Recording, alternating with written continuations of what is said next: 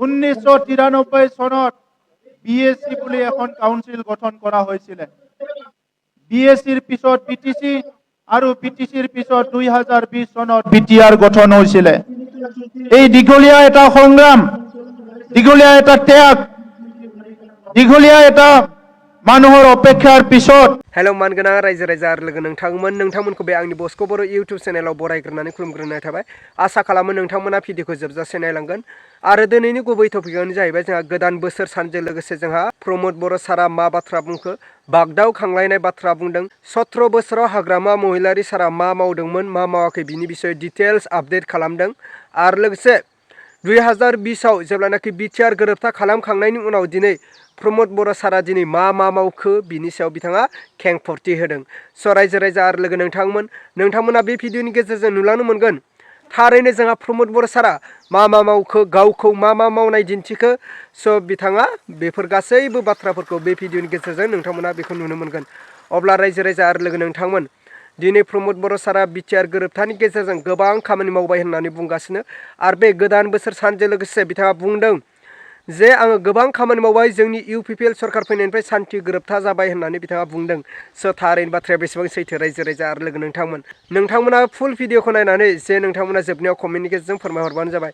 नोंथांमोननि कमेन्टखौ फरायनानै जों बयबो रायजो राजाफ्रा जाहाथे बुजिलायनो हायो आरो फैबाय थानाय बिटिआर बा बिटिसि इलेक्सनाव सासे मोजां लिडारनो जों भटखौ होनो हायो। अब्ला रायजो राजा आरो लोगो नोंथांमोना नायलांबानो जाबाय जोंहा मानाव गेदेर प्रमद बर' सारनि बिबुंथिखौ। स' प्रमद बर' सारा दिनै बोसोर गोदानजों, अब्ला रायजो राजा आरो लोगो नोंथांमोन प्रमद बर' सारनि बिबुंथिखौ आङो स्क्रिनाव होबाय। स' नोंथांमोना दसे सम गोसो होनानै नायबानो जाबाय। मोजाङैनो दङ ना? নতুন বছৰ আৰু বৰদিনৰ মই আপোনালোক সকলোলৈ শুভেচ্ছা জনাইছো। দিনैनि हाबाफारियाव नुजाफैनो हानाय गासैबो आलासि आरो रायजो राजा नोंथांमोननो आङो गोसो गोरबोनिफ्राय खुलुमनाय आरो सिबिनायखौ बावहरबाय। আমি সকলোৱে জানো বড়োলেণ্ড যি কাউন্সিল এইটো এটা সংগ্ৰামৰ দ্বাৰা গঠন হোৱা এটা কাউন্সিল।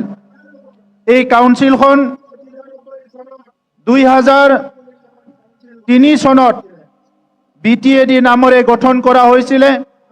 কিন্তু ইয়াৰ আগত 1993 সনত বিএসসি বুলি এখন কাউন্সিল গঠন কৰা হৈছিল। বিএসসিৰ পিছত বিটিসি আৰু বিটিসিৰ পিছত 2020 সনত বিটিআর গঠন হৈছিল। अब्ला मानगोनां रायजो राजा आरो लोगो नोंथांमोनाथ' खोनाखाबाय जोंहा प्रमद बर' सारनि बिबुंथिखौ। स' प्रमद बर' सारा दिनै मा बाथ्रा बुंखो, दिनै गावसिनि इउपिपिएल सरकार फैनायनिफ्राय दिनै मा मावखो मा मावाखै बिथाङा गासैखौ डिटेल्स आपडेट होलांबाय। स' नोंथांमोना थारैनो खोनाखाबाय आरो बुजिखाबाय। जेब्लानाखि 2020आव सुक्ति खालामदोंमोन आरो बे 20निफ्राय दिनै हाग्रामा महिलारिया जेब्लानाखि सुक्ति खालामदोंमोन आरो बिनिफ्राय दिनै मा मावखो हाग्रामा महिलार सारा बिनि सायाव बिथाङा खेंफोरथि खालामदों। आरो लोगोसे 2020आव जोंहा बर' गोरोबथा जादों आरो बे बर' गोरोबथानि गेजेरजों बा बिटिआर गोरोबथानि गेजेरजों दिनै जोंहा प्रमद बर' सारा मा मावखो, बे 5 बोसोरा जोबनो थांगासिनो, बारा दिन गैला।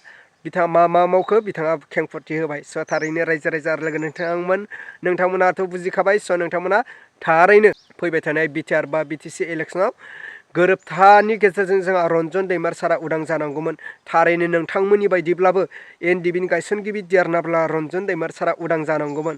नाथाय बियो आसखान्दा जाबाय इउपिपिएल सरकार फैनायनिफ्राय। स' रायजो राजा आरो लोगो नोंथांमोन, अब्ला आं दिनैनि भिडिअखौ बेखिनियावनो फोजोबबाय। भिडिअखौ मोजां मोनोब्ला लाइक खालाम आरो चेनेलखौ मोजां मोनोब्ला साबस्क्राइब खालामनानै होबानो जाबाय।